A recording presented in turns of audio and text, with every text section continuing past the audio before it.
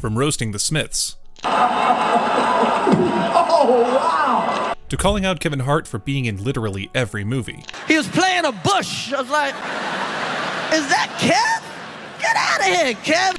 Here are 11 times Chris Rock absolutely destroyed celebrities. And to kick things off, let's start with Jada Pinkett Smith's Oscars boycott. The 2016 Oscars were surrounded by controversy, as the Academy faced major backlash for its lack of diversity, leading to the viral hashtag #OscarsSoWhite. Many actors and filmmakers, including Jada Pinkett Smith, announced they were boycotting the ceremony in protest. And that's when Chris Rock stepped in. What happened this year? What happened? People went mad, you know? Spike got mad, and Sharpton got mad, and Jada went mad, and Will went mad. Everybody went mad, you know? It's quite like Jada got mad. Jada says she's not coming, protesting. I'm like, is she on a TV show? Jada wanted nothing to do with the Oscars that year. But according to Chris, the Oscars didn't exactly miss her either. Jada's gonna boycott the Oscars. Jada boycotting the Oscars is like me boycotting Rihanna's panties. I wasn't invited. The punchline probably hit a sore spot, and just when you think he's done, he flips the whole situation on its head and drags Will into it. But I understand, I'm not hating. I understand you're mad. Jada's mad, her man, Will, was not nominated for concussion. I get it. Tell the truth, I get it. He really is playing the understanding card here, but watch what happens next. I get it. You get mad, said it's not fair that Will was this good and didn't get nominated. Yeah, you're right. It's also not fair that Will was paid $20 million for Wild Wild West, okay? Now, was it unfair that Will didn't get nominated for concussion? Sure. But was it more unfair that Hollywood handed him $20 million for Wild Wild West? Absolutely. But here's where it gets even better. Because Chris wasn't just dragging other people. He threw Kevin Hart into the fire too. This year the Oscars, things are gonna be a little different. Things are gonna be a little different at the Oscars. This year, in the in memoriam package, it's just gonna be black people that were shot by the cops on their way to the movies. Boycott the Oscars? Oh, Chris thought about it. But the only problem? He wasn't about to lose another job to Kevin Hart. And honestly, fair point. At the rate Kevin Hart was booking gigs in 2016, he probably would have been hosting 3 award shows that night. Chris Rock came out swinging, and this wasn't the only instance. The 2022 Oscars were not any better for the Smiths. The 2022 Oscars were rolling along as expected. Red carpets, celebrities, and a whole lot of self-congratulations. But then came Chris Rock. He took the stage doing what he does best, roasting Hollywood royalty. Now, if she loses, he can't win! He is praying that Will Smith wins, like, please! It started with a joke on Javier Bardem and his wife, but then he turned his attention to Jada Pinkett Smith. Jada, I love you. G.I. Jane 2, can't wait to see it, alright?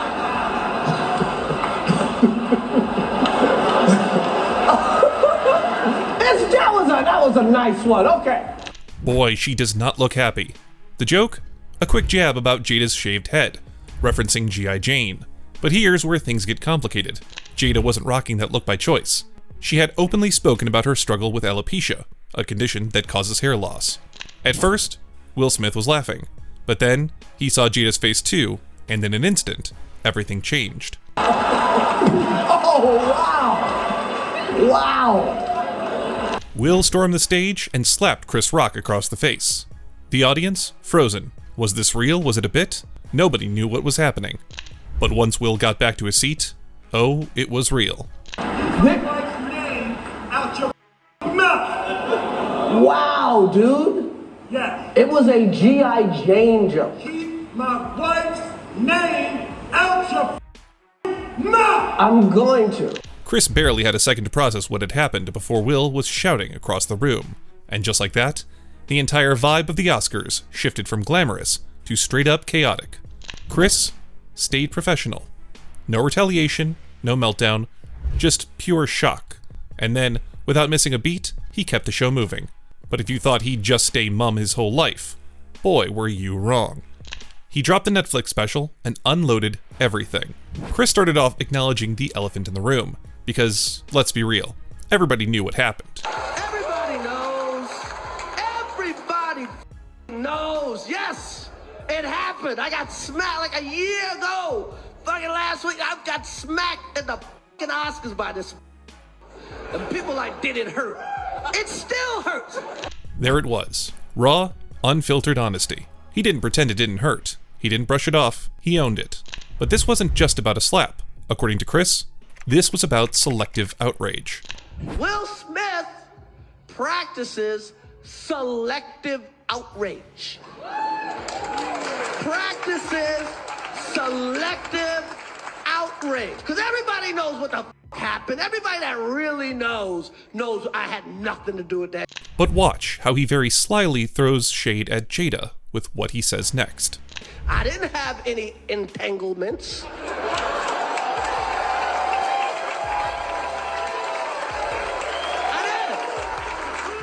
I did not have any entanglement. But you see, this wasn't really about a G.I. Jane joke. This was about years of humiliation. And then for people that don't know, and everybody know, Wilson and his wife was her son's friend, okay? Now, I normally would not talk about this. And so, he aired their dirty laundry in front of the whole world. Chris wasn't the one who embarrassed Will Smith. Jada did that all on her own. But for some reason, these put that shit on the internet. I have no idea why two talented people would do something that low down. What the we all been cheated on. Everybody in here have been cheated on.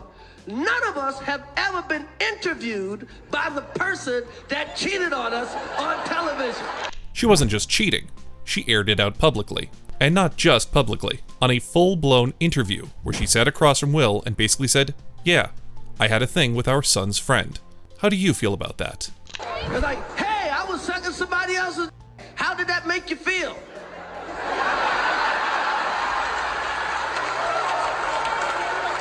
And the entire world watched Will's soul leave his body. Why the would you do that shit? She hurt him way more than he hurt me, okay? Once that entanglement went viral, it was open season on Will Smith. Every rapper, every podcast, every talk show, everyone was clowning him. And instead of checking them, Will decided to take all that built-up frustration and smack the one guy he knew wouldn't hit back. That, Chris wasn't about to let slide. Everybody called him a shit, called his wife a predator. Everybody called him a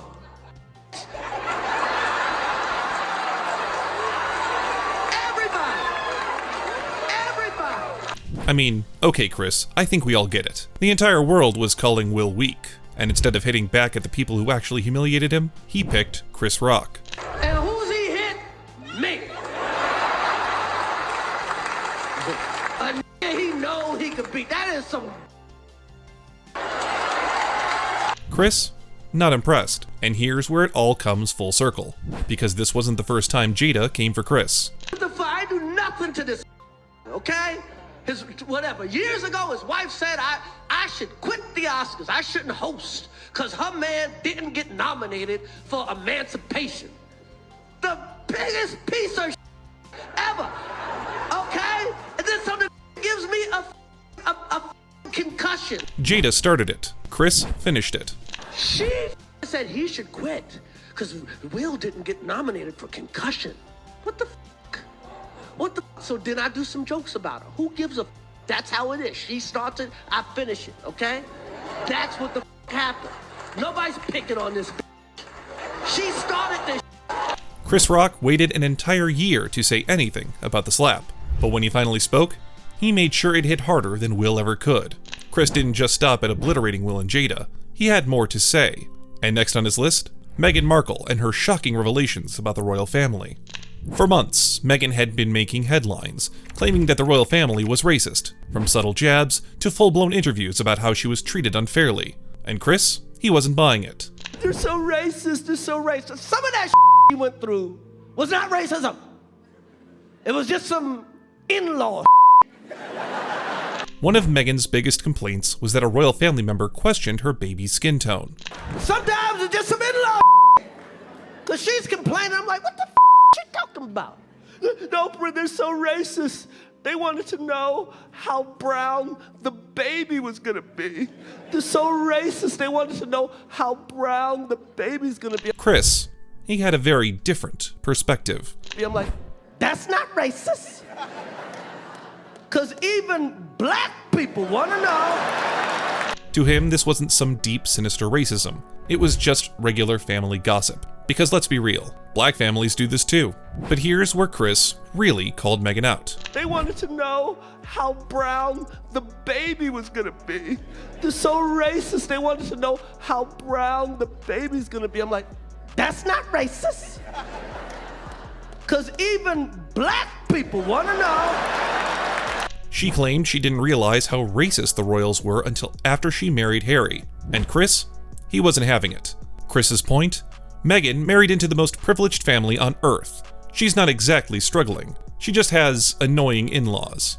Next on his list of entitled celebrities, Elon Musk. Because, let's be honest, when you're the richest man on the planet, you're automatically a target. I'm my favorite charity. You know what Elon Musk does every time he sells a Tesla? He gets his sucked. Chris didn't just roast Musk for being a billionaire. He roasted him for having billionaire problems. That's why he looks so weird. Because his body has negative. He's the richest man on Earth. No one has lower levels than Elon Musk. Most guys worry about rent, car payments, maybe keeping their Wi-Fi on. Meanwhile, Elon is dealing with an entirely different kind of crisis. And forget about the stock market. There's a 6-month waiting list for something far more exclusive. There's a 6-month waiting list for Elon Musk. He's flying to the moon. Who can compete with that shit? No one has less sperm than Elon Musk. Only Jason Momoa comes close. Chris Rock made it clear, being rich comes with perks, but sometimes those perks might just drain the life out of you. After torching Elon Musk at the 92nd Academy Awards, it was only right that Chris Rock set his sights on another billionaire, Jeff Bezos. Because when you're one of the richest men on Earth, you know Chris isn't gonna let you slide. Jeff Bezos is here. Oh! Jeff Bezos. Wow, great actor. Hey, he's got cash. When he writes a check, the bank bounce. Great actor? Poor guy got roasted right in the introduction. And then Chris joked about his divorce. Jeff Bezos is so rich, he got divorced, and he's still the richest man in the world. He saw Marriage Story and thought it was a comedy. The best part? Bezos didn't even flinch. The man sat there smiling, probably because no matter how much Chris roasted him, he was still making millions by the second. Even Steve Martin had to keep it safe, joking that he wasn't about to mess with a guy who controls his Amazon deliveries. Steve, do you have anything you want to add about Mr. Bezos? No, I like getting my packages on time. Chris made one thing clear. When you're that rich, even your losses don't count as losses. And speaking of untouchable celebrities, stick around, because next, we're diving into another ruthless roast from Chris Rock.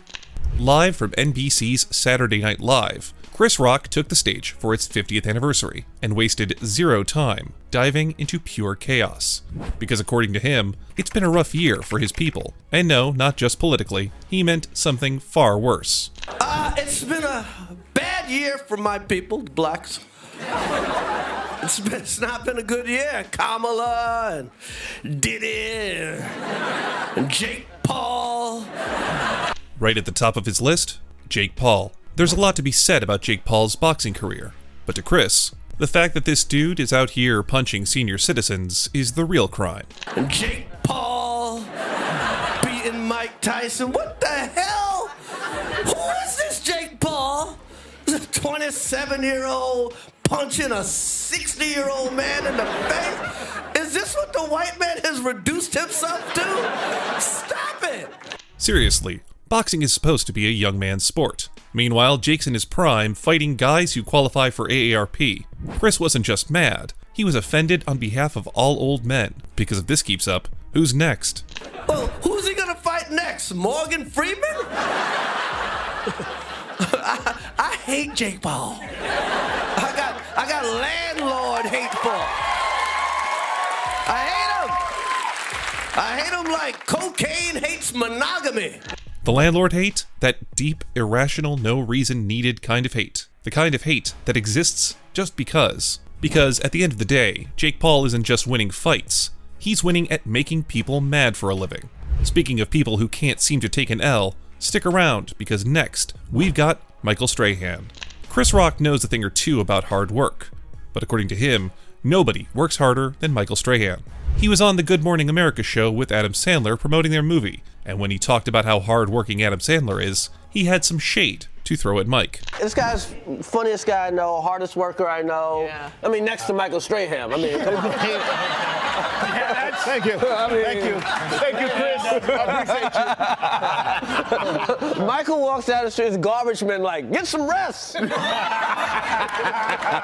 Now, we all know Strahan is everywhere. Morning shows, sports commentary, game shows, endorsements. The man does it all. But according to Chris, even garbage men are looking at Strahan like, dude, take a break. Michael isn't the only person Chris randomly called out. We've got Kristen Stewart, too. Over on the Graham Norton show, Kristen Stewart was trying to explain how she doesn't like being handed roles. She wants to fight for them. Chris, completely baffled. I really like to fight for jobs. I hate the feeling of suddenly being like, oh, well, you know, Kristen can have it because just because she can. You know what I mean? Did you see his face? Kristen was out here talking about not wanting things just given to her. But Chris, he had no clue what she was saying. Because let's be real, who's turning down a job? I don't know what the hell you're talking about. Give me the job.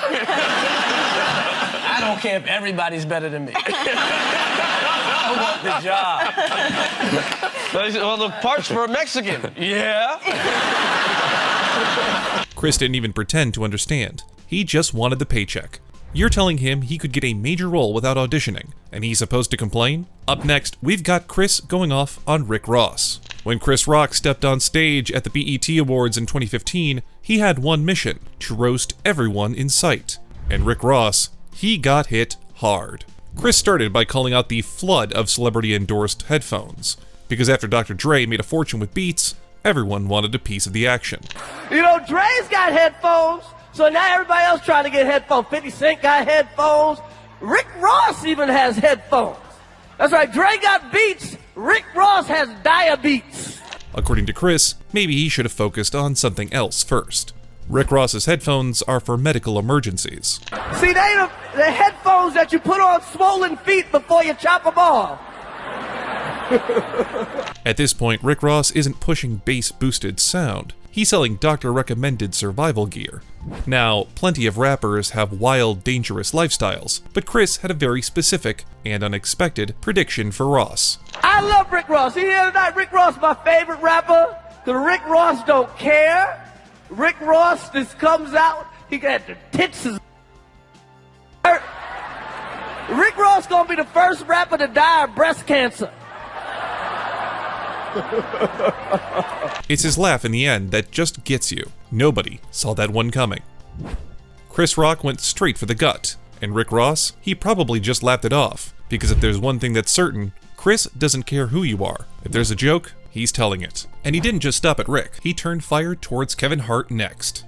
If there's one thing Chris Rock can't ignore, it's Kevin Hart's insane work ethic, because according to him, Kevin Hart is in everything. Chris started off by celebrating black excellence in Hollywood. Tons of great movies, award-winning performances, serious storytelling, and then he pointed out the real trend in black cinema. Excellence in TV, we got excellence in movies too. A lot of excellent black movies, man. And some of them don't even have Kevin Hart in them. Because no matter what the movie is, dramatic, action-packed, historical, Kevin Hart is somehow in there. According to Chris, Kevin Hart isn't just in movies, he's everywhere. There are movies, Kevin Hart's in everything. My man is in every movie there is. I see Kevin, and sometimes he in the trailer and not in the movie. Chris took the joke one step further, saying Kevin Hart's so popular, he's probably sneaking into movies we don't even realize. Sometime I saw him in Magnificent. Kevin Hart, Angelina Jolie, he was playing a bush. I was like, is that Kev? Get out of here. Kev's in the Transformers. He turned into a Prius. I was like, look at Kev. Look at Kev. Seriously, Angelina Jolie might be starring in a period piece, and somehow Kevin's in the background as a talking bush. And if there's a Transformers reboot, forget about new CGI technology. Kevin Hart will just turn into a Prius himself.